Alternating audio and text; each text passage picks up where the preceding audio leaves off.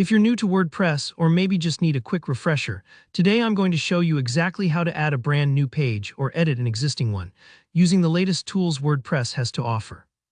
By the end of this tutorial, you'll be comfortable navigating both the classic dashboard and WordPress's modern block-based editors, so you can confidently manage your site's pages whether you're starting from scratch or updating content.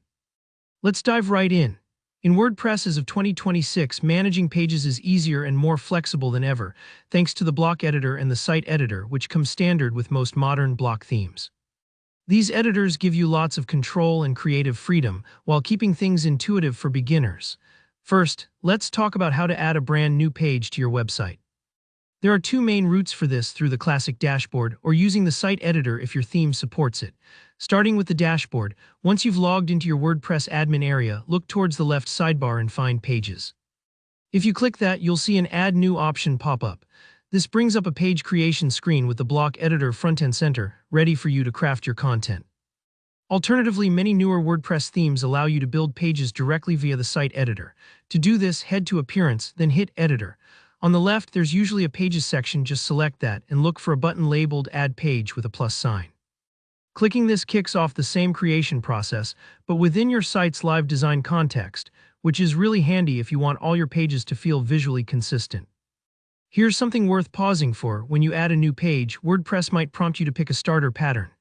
Think of these as ready-made layouts that save you tons of design time, almost like templates built for different types of pages.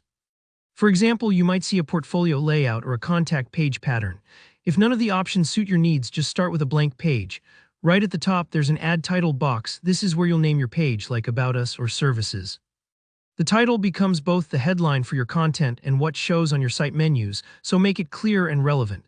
Now let's switch gears and look at editing an existing page. Maybe you've already got some pages on your site, but something needs updating, whether it's new details for your business or a fresh photo. In the dashboard, go right back to Pages. Here you'll see a list of all your site's pages. You can quickly scan for the one you want. When you find it, mouse over the title and you'll notice a couple of links appear, usually Edit and Quick Edit. Clicking Edit launches you right into the block editor where you can change anything. Text, images, layout, you name it. But let's say you're browsing your own site while logged in. At the top of every page, there's an admin bar, and if you're viewing a page, you'll spot an Edit Page button.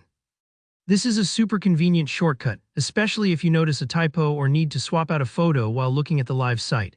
Just click the button, and WordPress whisks you straight to editing mode. If your update is something minor, like tweaking the page title, changing the URL slug, or setting password protection, use the Quick Edit feature in the page list. Just hover over the page name, select Quick Edit, and a simple form pops up. No need to load the full editor if you're just making quick adjustments. This can really save time, especially if you manage a big site with lots of pages. Little changes add up.